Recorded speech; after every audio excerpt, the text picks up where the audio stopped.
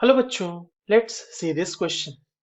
The wave number of the spectral line in the emission spectrum of hydrogen will be equal to 8 upon 9 times the Rydberg constant if the electron jumps from हमारे पास options दिए हुए हैं n is equals to 3 से n is equals to 1 n is equals to 10 से n is equals to 1 n is equals to 9 से n is equals to 1 and option fourth कह रहा है कि n is equals to 2 से n is equals to 1।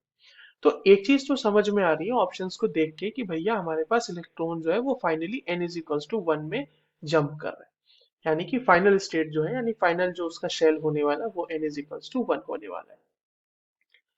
चलिए इस question को सॉल्व करते हैं बच्चों, और सबसे पहले तो ये देखते हैं कि इस क्वेश्चन को सॉल्व करने के लिए हमारे पास कौन से की कॉन्सेप्ट की जानकारी होनी चाहिए।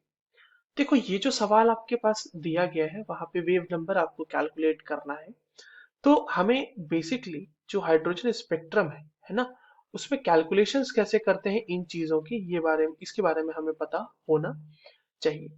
अगर वेव नंबर की कैलकुलेशन की बात की जाए बच्चों, तो लेट्स से कि आपके पास कोई एक इलेक्ट्रॉन है जो n इज इक्वल्स टू 2 से ट्रांजिशन कर रहा है n इज इक्वल्स टू 1 में, और इसके रिगार्डिंग अगर आपको वेव नंबर कैलकुलेट करना है तो that is given by 1 upon lambda which is wave number. ठीक है, 1 अपॉन लैम्डा को ही वेव नंबर कहते हैं, जिसको न्यू बार से भी रिप्रेजेंट किया जाता है।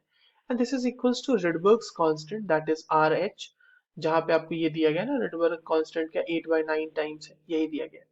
और इसका हो गया 1 अपॉन एन 1 का स्क्वायर माइनस 1 अपॉन एन 2 का स्क्वायर।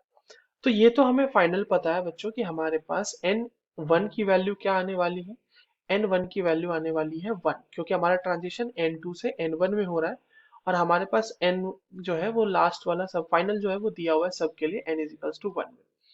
अब एक बात ध्यान से अगर आप सोचें यहाँ पे कि अगर आपको इस तरह से न्यू बार के लिए वैल्यू है आर एच है और इसको निकालना है, ये इसकी वैल्यू आ रही है आपके पास 8/9 RH। ठीक है, अब ये होना है तो ये हो जाएगा 1/1 स्क्वायर, तो इसको 1 ही रख लेते हैं 1/1 स्क्वायर का 1/1 माइनस यहाँ पे n2 का स्क्वायर।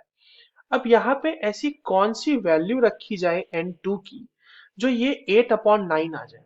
अगर आप यहाँ पर n इज इक्वल्स टू 3 रख दो, ठीक है, तो ये क्या हो जाएगा, ध्यान से देखो बच्चों, ये हो जाएगा 1 माइनस 1/3 का स्क्वायर, और ये आपको वैल्यू क्या आ जाएगी बच्चों R H into 1 - 1/9 and this will be giving you 8/9 R H.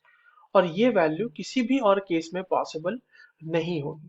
ठीक है, n इज इक्वल्स टू 2 के लिए भी नहीं होगी, n इज इक्वल्स टू 9 के लिए नहीं होगी, क्योंकि नीचे स्क्वायर है ना, तो 9 का स्क्वायर 81, और वो 81 में -1/81, तो 80/81 आ जाएगा, इसके केस में गलत हो गया। इसके केस में 10 के केस में वो 99 आ जाएगा, क्योंकि ऊपर 100 - 1 हो जाएगा, तो 99/100 ये भी नहीं हो सकता। n इज इक्वल्स टू 2 के केस में क्या आ जाएगा, ये आ जाएगा 3/4, ये भी पॉसिबल नहीं है। So the correct answer for this question will be option number 1। I hope you understood this well. All the very best.